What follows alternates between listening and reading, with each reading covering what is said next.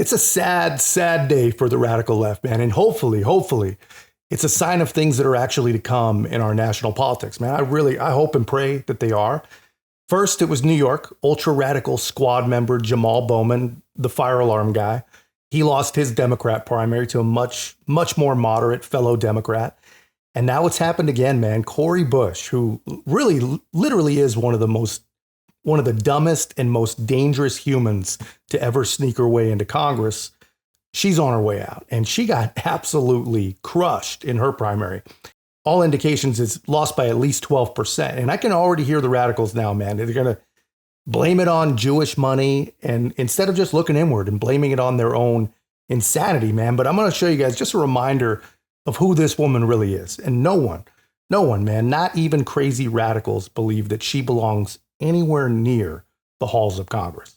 The wealthy should pay their fair share. Yes, wealthy should pay their fair share. What is a fair share? What percentage? So you're saying that you're saying that they're paying their fair share is what you're saying? No, I'm asking what percentage is a fair share? Their fair share, the same, if a third of my money is going to taxes, then I think a third of their money should be going to taxes. It does. Well, it does.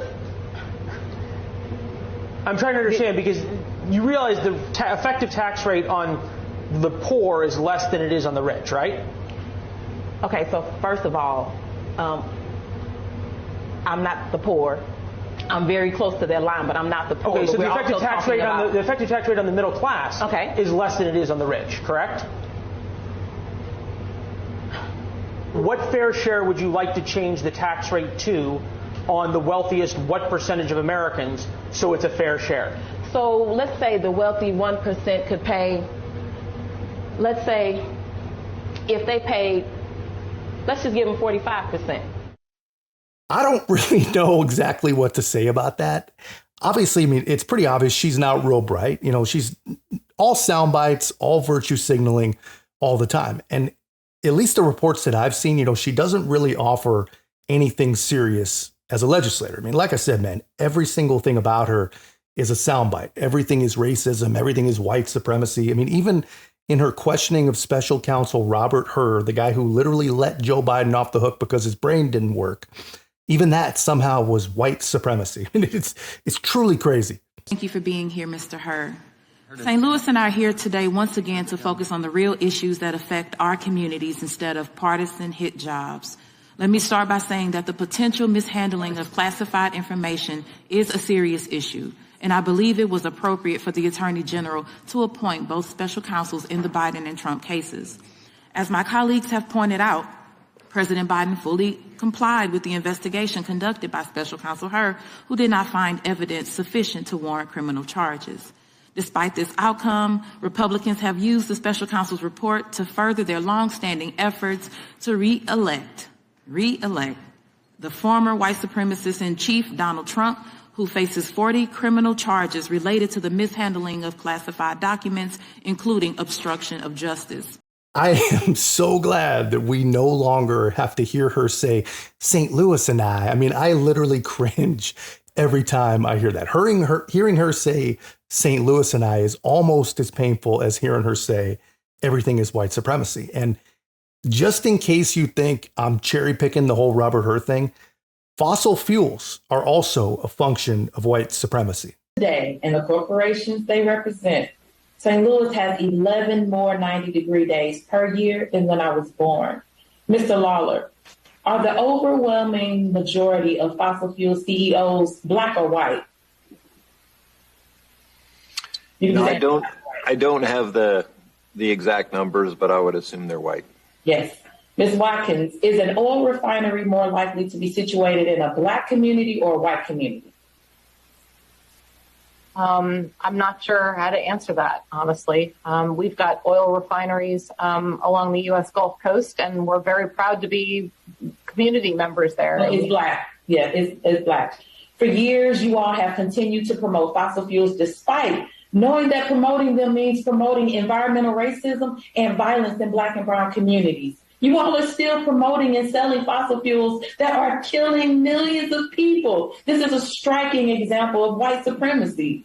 Your profit-driven choices threaten my life, the lives of my family, my neighbors, and our communities every single day. I sit before you as a Black Congresswoman with asthma caused by fossil fuels and the tear gas you fund. I have a lot of questions, let me say.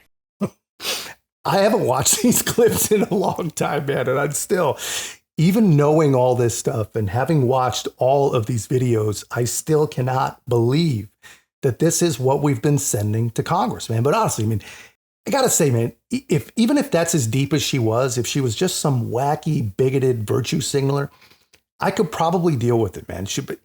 Because even with all this, she might still not actually be the dumbest member of Congress. But honestly, it's worse than just being dangerously unintelligent, man. She's also probably a fraud. She's under investigation, man. And we talked about this before, right? But the short version is, even as she was pushing the whole defund the police narrative, she was paying hundreds of thousands of dollars in campaign funds for her own personal security. But the problem with that is her then boyfriend and now husband, he was the one that she was paying for the services, for the security services. And if you really want to know how she thinks and what she really thinks of herself, she says that the investigation into her misusing funds is the same thing as the DOJ investigating Martin Luther King Jr. This is what she thinks of herself.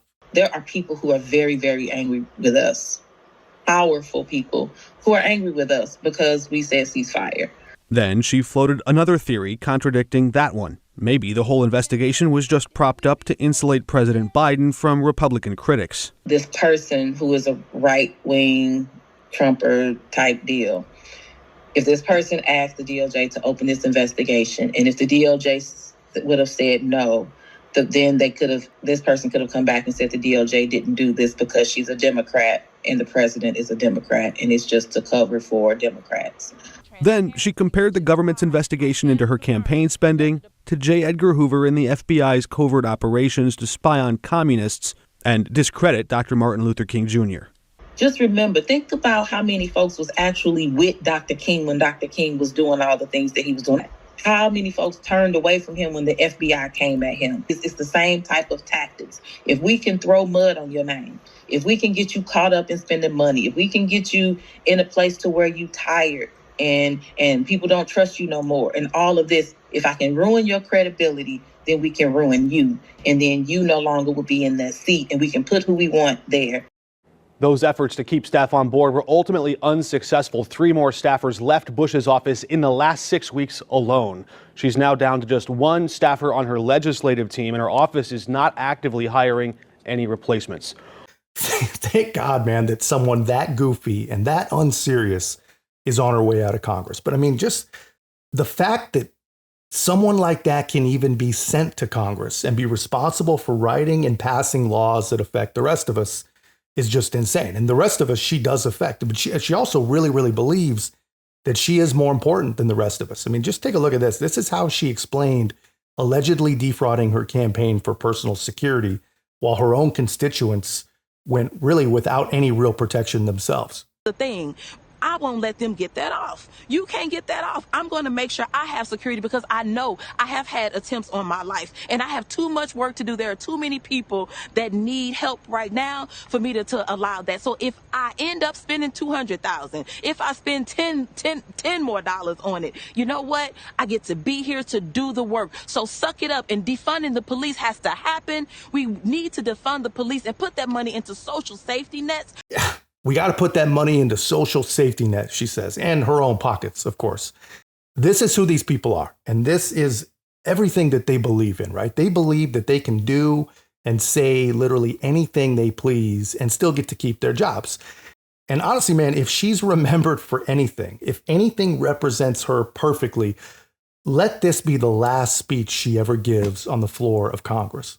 Of a lack of care and a lack of understanding and a lack of seeing the humanity of folks who look like Rashida Tlaib. It's outrageous that my colleagues are blatantly attempting to silence the only Palestinian American representative right here. It's outrageous, but it's not surprising. And let me tell you, it's not surprising because this place is where 1,700 members of Congress, this elected body, enslaved black people. It's not surprising because they thought it was right. It's not surprising because because this is a place where members continue to claim that the insurrection on the Capitol just appeared to look like a normal tourist visit. It's not surprising because this is the place where our black and brown staff members repeatedly speak of experiencing racism and sexism, Islamophobia, get pushed off at elevators, xenophobia, and more right here in this workplace.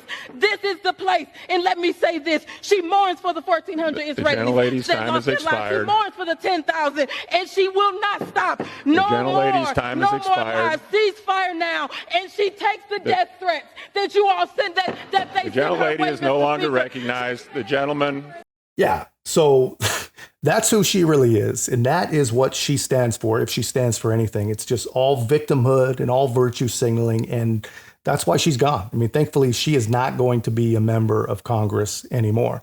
But the crazy thing is, man, like the squad and all the other progressives on the left, they're not even going to be able to look at clips like these and even recognize that she's gone. She's no longer in Congress because she's horrible.